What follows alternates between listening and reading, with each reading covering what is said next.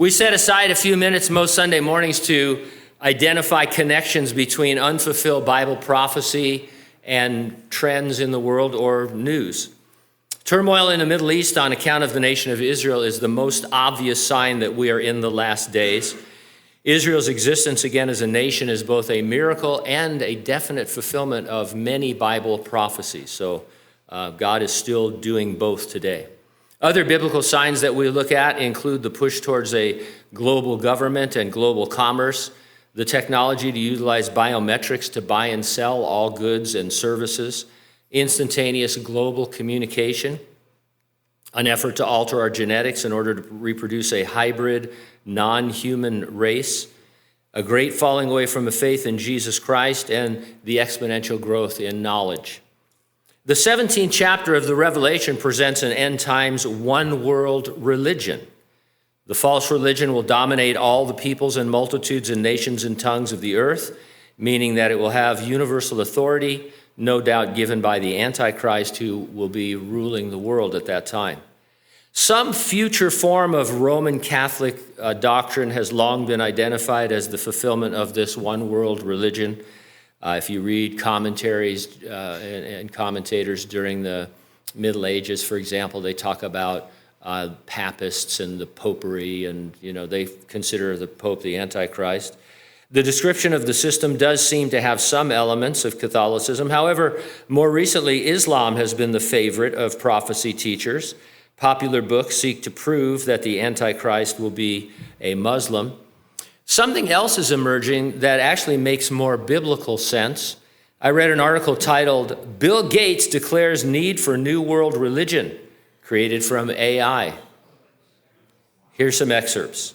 Gates has announced on Reid Hoffman's podcast that a new religion should be created centered around artificial intelligence.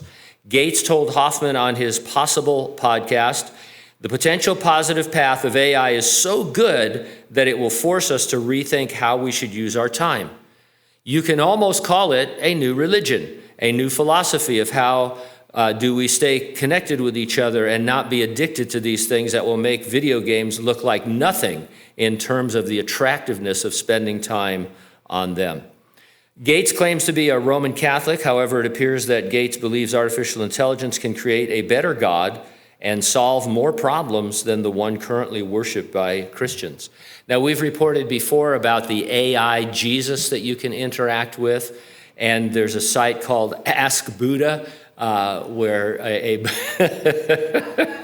where AI is Buddha, and there's more and more of that popping up all over. Now, as always, we're not insisting that the one world religion is going to be some form of AI.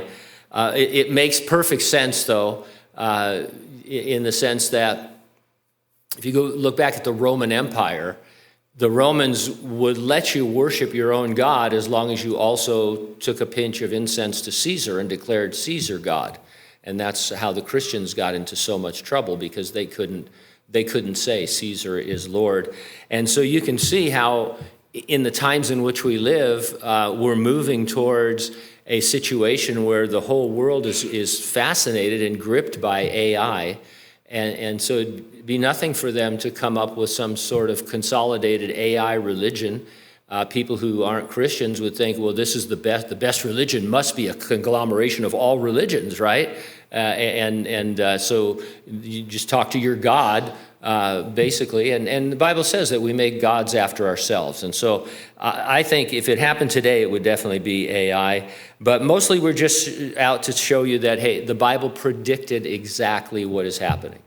It predicted it 2,000 years ago. Jesus also promised to resurrect and rapture his church prior to his second coming. He said he'd do it before the time of the great tribulation that's coming upon the whole earth. The resurrection of the saints and the rapture of the church is presented as an imminent event. That means it could happen at any time. Nothing has to happen before it happens. So we're not looking for a sign that says, oh, as soon as this happens, then God can come for us. He could do it right now. And so that's why you need to be ready. So are you ready for the rapture? If not, get ready and stay ready and keep looking up, because ready or not, Jesus is coming.